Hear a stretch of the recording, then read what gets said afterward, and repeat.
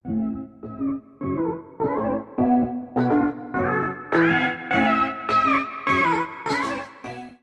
so good day. Hi. For today, I'm going to show you on how are you going to present in Google Meet in 3 ways.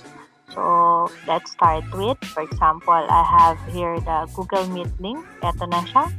So, click ko lang siya para mapunta ako dun sa Google Meet natin.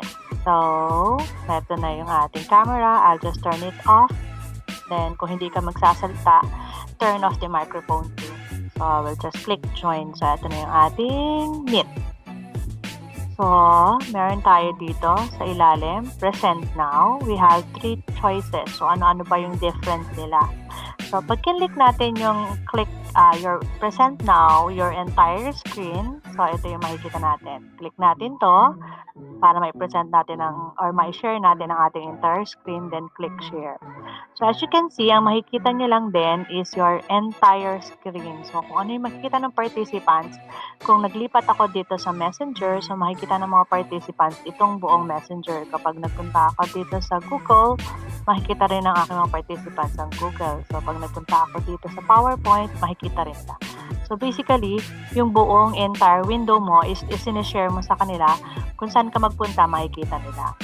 So, just click lang natin tong stop sharing. Punta na tayo dito sa second choice. So, click natin yung present now. We have here a window. So, pag kinlik natin yung a window, bibigyan tayo ng mga choices kung anong window yung ating i-share. So, for example, itong PowerPoint natin. So, makikita nyo rin yung inyong PowerPoint. So, kung hindi siya makita, ang gagamitin na lang natin is the entire screen. For example, this one yung share ko, yung aking window lang ng Google Meet. Yung iba kong window, hindi ko share. So, ang makikita lang nila, yung aking window ng Google Meet. Okay, so makikita lang nila yung Google Meet window ko, pero yung ibang window, pag lumipat ako, hindi nila makikita. Okay, so yun yung reason kung bakit natin gagamitin yung a window. Stop sharing ulit ako. Then, we click the other one. The last one we have here is a Chrome tab. So, yung a Chrome tab naman, ito naman yung kiniklik natin or sinishare natin na window kapag gusto nating mag-share ng window with audio. So, kiklik lang natin, for example, this is the YouTube. Then, nakalagay dito is share with audio. So, kiklik lang natin yung audio na YouTube na may audio. So, makikita natin dito, sharing this tab to Google Meet. So, lahat ng, kapag nag-click ka dyan, for example, we have here, so, ito yung makikita nila. So, maririnig din nila yung audio niyan. Ayan. So, stop lang natin. So, kapag i-stop mo yung sharing, click mo lang yung stop nito. Or, pag halimbawa ito yung pinili mo, makikita mo dito, nakalagay dito ay sharing YouTube to Google Meet. So, ang nakikita ng mga participants mo is YouTube. So, if you want to stop it, please click stop it. Or, kung gusto mo naman daw, share this tab instead. So, kapag kinlik ko yung share this tab instead, ang makikita nila ngayon ay itong tab ng aking Messenger. As you can see, ito yung screen ng Google Meet natin. So, pag bumalik ako dito, nakalagay dito, sharing your Facebook to Google Meet. So, ang nakikita nila ay Facebook ko, hindi ang YouTube ko.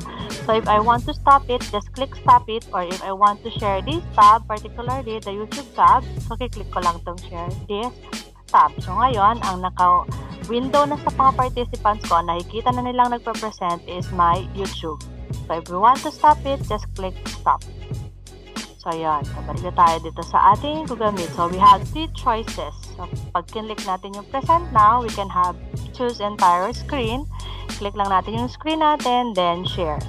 Or, we have here a window. Click natin yung a window. Pili tayo ng window. So, for example, this one, Mixpad, etc. etc. So, ito yung share natin. Yun lang yung makikita nila.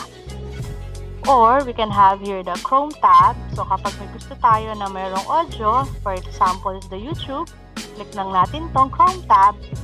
Then, we can share an audio. Then, click share. So, yun po yung 3 ways on how are we going to present in Google Meet. Present now, entire screen, a window, and a Google Chrome. Bye! Happy learnings!